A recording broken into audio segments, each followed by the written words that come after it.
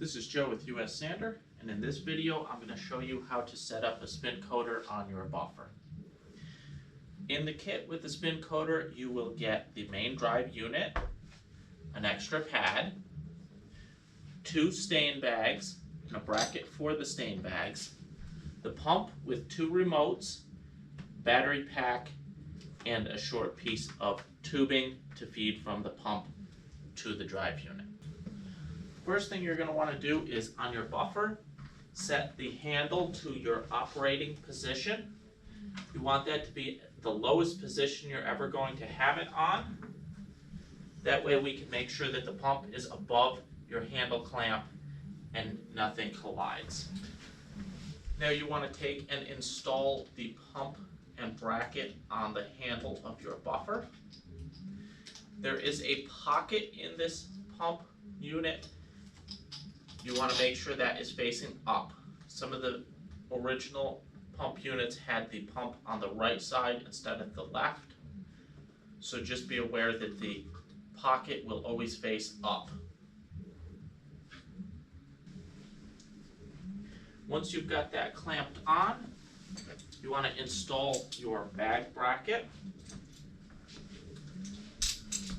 The bag bracket, you want to be up somewhere towards the handle, and it gets clamped around here.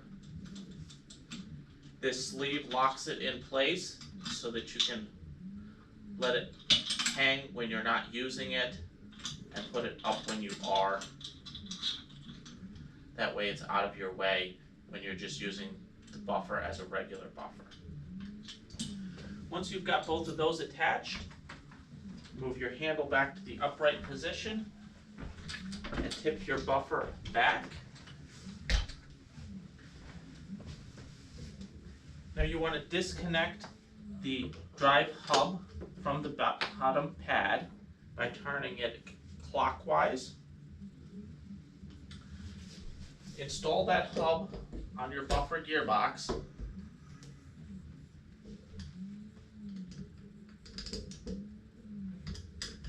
Now you want to adjust this bracket to the outside edge of your buffer pad. This is going to be an anchor bracket that keeps this from spinning and tangling up your tube. So make sure that you have that set so that it's got a good point to push against. Use the little Allen key to tighten that so that it doesn't move. Use the second bracket to set over to the top and make sure that this doesn't fall down and rub against the pad.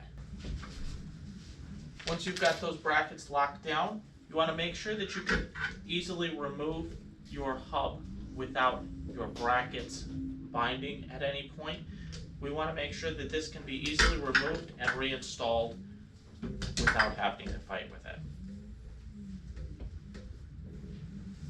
Before we put the pad on, we want to connect this tubing to the fitting on the drive hub and run it over the bracket.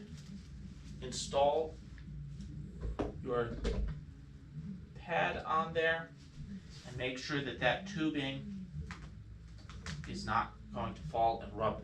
You don't want to rub through that and drip stain on the floor.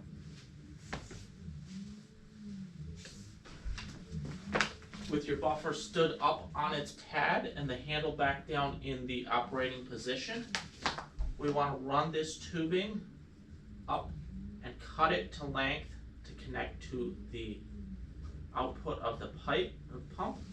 The output of the pump is going to be the lower fitting.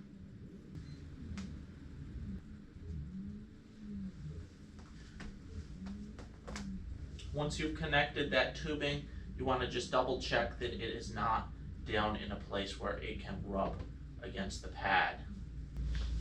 There are quick connect fittings on the hose for the bag. One end has a valve, the other does not. You want to make sure that the valve end is the one that you're connecting to the pump. If you remove the plug, you'll find there's a piece of foam in here That's just put in there to protect the bag during shipping. You want to take that out before we fill this with stain. The bag comes with a nice clip to hang it on the bracket. With it connected to the pump, you can release the tube by pushing in the button and pulling apart the fitting. Make sure your valve is in the off position before you fill the bag so that it doesn't leak. Now your battery pack fits in that pocket and plugs in here. You want to make sure you turn off the battery pack or unplug it when you're not using it, because the remote receiver in here will drain those batteries.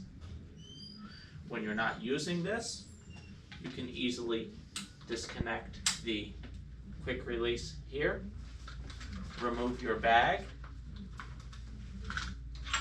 and close the bag bracket. And that way you can easily install this as needed and remove it when you're not using it. We also have an optional battery adapter for DeWalt or Milwaukee batteries, and one for Makita batteries that will fit on the bottom of this pump instead of using that battery pack.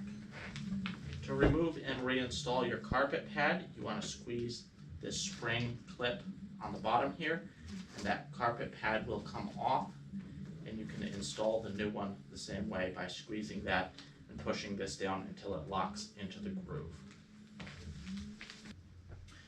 Now that we have this all hooked up, you want to just double check that your pump runs with the power on. Your A button should make the pump run forward, and the B button will make the pump run in reverse. So now that we know that's working, we can go ahead and put stain in this and start applying the stain to the floor.